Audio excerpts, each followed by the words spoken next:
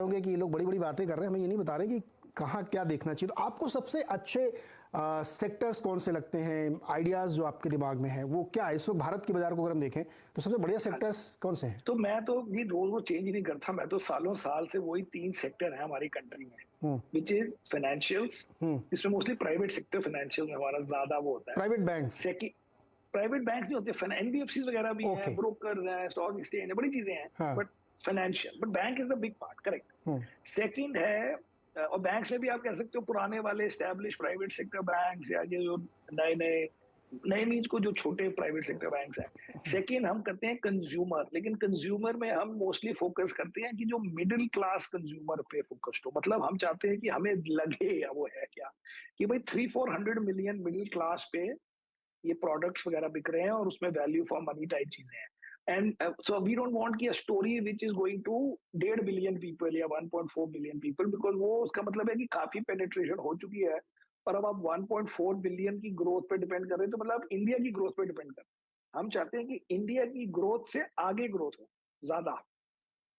And वो उसलिए उन sectors में होती है जब पेनिट्रेशन कम है, इतनी कम है कि 300 मिलियन में भी लगता है कि अभी काफी ग्रोथ पोटेंशियल है, और फिर हल्के हल्के वो मिडिल क्लास इटसेल्फ बढ़ेगा।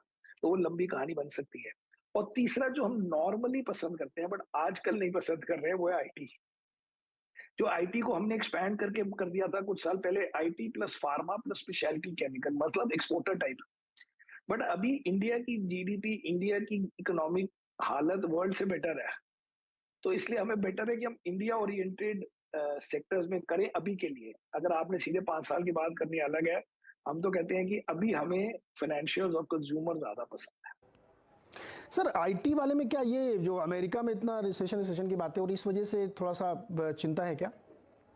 बिल्कुल जी, इसमें कुछ सोचने की बात नहीं है। अभी लोग बड़े खुश हो गए हाँ। कि आईटी कंपनीज के इस क्वार्टर के रिजल्ट बड़े अच्छे आए हैं। लेकिन इस क्वार्टर में किसने बोला कि अमेरिका में स्लो डाउन हो गया है?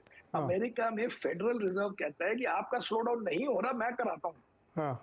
क्योंकि आपका नहीं हो रहा तो आपकी इन्फ्लेशन बड़ी हाई है, तो let me engineer a slow down. मैं इंटरेस्ट रेट बढ़ा बढ़ा के स्लो डाउन कराता हूँ आपका। तो इस क्वार्टर में जो क्वार्टर खत्म हो गया उसके रिजल्ट की एनालिसिस करके करें क्या? बात आगे की हो रही है कि यूएस फेडरल रिजर्व को लगता है कि इकोनॉमी बड़ी स्ट्रांग है।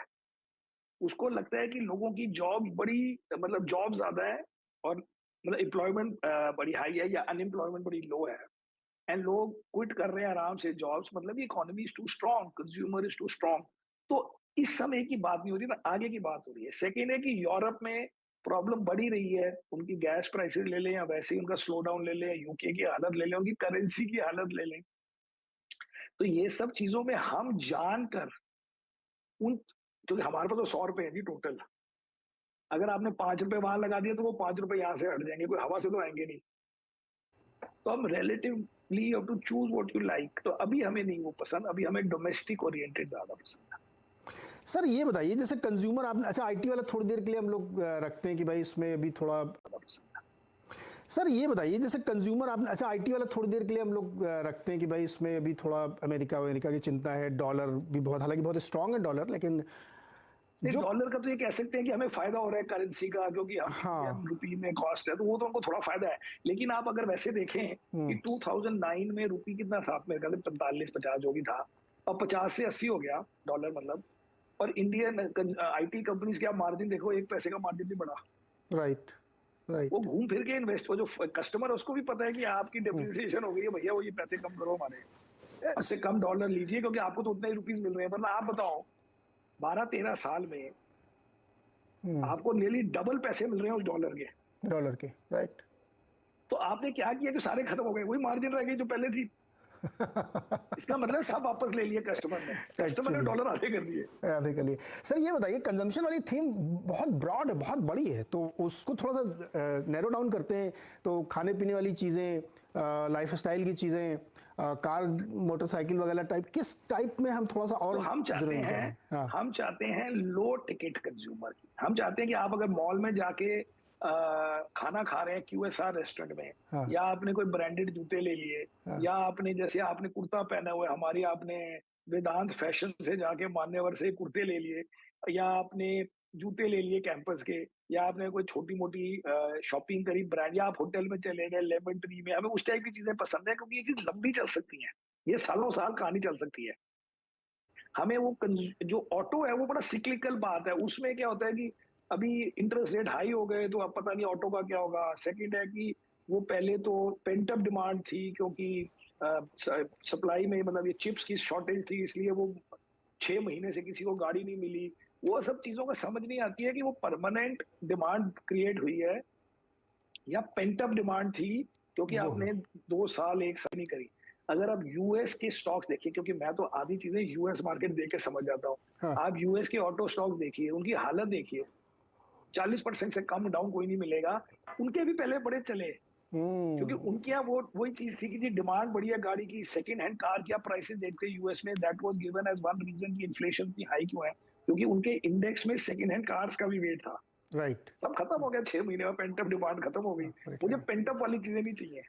बिल्कुल सही कह रहे सर मुझे समझ ही आप। नहीं आती किस दिन वो रुक जाता है, समझ नहीं आती। हाँ, किस दिन रुकेगा। और अब आईटी की जैसे आपने बात की थी, एग्जैक्टली सेम चीज़ है वहाँ पे। अब मेटा का, इंटेल के शेयर देखिए 50-50% नीचे हैं, और अपने तो यहाँ हम वाले स्टॉक हम में भी। हाँ, तो इतना हमें क्यों करने की जरूरत है? हम कहते हैं राइट। हमारी सस्ती सस्ती चीजें जो कस्टमर कभी तो कहेगा कि मैं कोविड के बाद बाहर आया हूँ, फिर कहेगा कि अब दिवाली है, फिर कहेगा न्यू ईयर है, ये सब चीजें चलती रहती हैं और ये सालों साल चलती हैं।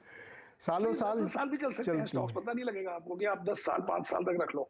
सर 40 लाख शादियां होती हैं भारत में हर साल, और उसमें हाँ लोग एग्जैक्टली। और हम कुर्ते बहुत कहेंगे पहनते कि हैं। और हम कहेंगे कि वो कब पहले अनऑर्गेनाइज से लेता था, अब उनको ब्रांडेड लेने की आदत हो गई है। और करेक्ट। बच्चों को पहले कुछ भी जूते पहना दो, अब वो ऐड देख के ऑर्गेनाइज करते हैं। अगर आप ऑनलाइन खरीदते हैं तो वैसे ही ऑर्गेनाइज चीजों से खरीदते हैं, क्योंकि हम्म। अनऑर्गेनाइज वाले जो लाखों में चीजें ये बना रहे हैं, हम्म। वो मोस्टली ऑनलाइन सारे नहीं जा सकते।